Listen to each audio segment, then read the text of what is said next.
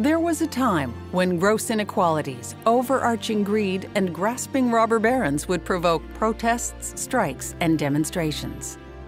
Not so much these days, though. Now we tend to accept the news that capitalists are raking in billions while kids struggle to find any work, let alone work at a decent wage, and we just shrug and say, "What can you do?" It's a question labor historian Steve Fraser asked and answered in his new book, The Age of Aquiescence: The Life and Death of American Resistance to Wealth and Power. Episode 1. How come strikes and demonstrations for justice were the norm at the dawn of the 20th century, but the exception at the dawn of the 21st century? During the long 19th century, people and working people, farmers, all kinds of middle-class folk were experiencing industrial capitalism for the first time. It was a new system, and it appalled them. And it also threatened their existence, their existential existence, their identities as independent farmers, as handicraftsmen, or offended old ways of life for peasants coming from Southern and Eastern Europe, or small businessmen.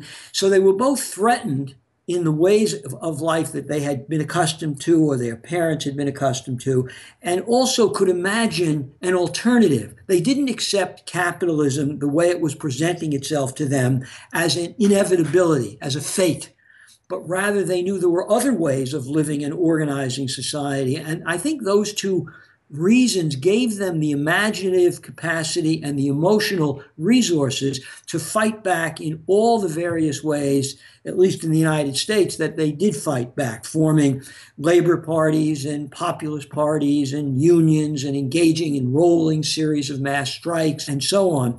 I think what happened in our own time, more recently during the Second Gilded Age, is that people no longer had that kind of experience. The free market was all they ever knew. Capitalism was all they ever knew. So the same kinds of inequalities that existed then and that exist today were accepted more readily as a fate. Moreover, I think what happened is that people may be aware of what's going on today. I think people are aware, but for a variety of reasons, they have been convinced or are afraid of fighting back.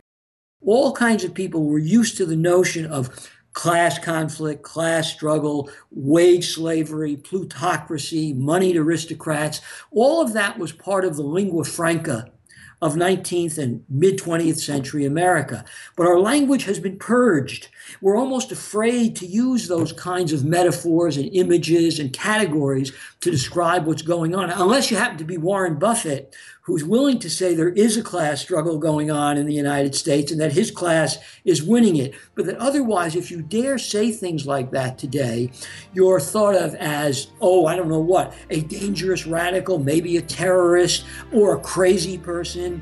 So the language has been kind of cleansed of what people need in order to imagine fighting back and to form something different. I think also they're exhausted. There's a kind of regime of overwork. Every single labor law that's on the books that was inscribed, say, during the New Deal is violated at will by employers. Minimum wage laws, maximum hour laws, safety regulations, overtime pay, all of these things, which are still the law of the land, are with impunity violated by employers, and it makes it very difficult for people to fight back. They have no government, no political resource.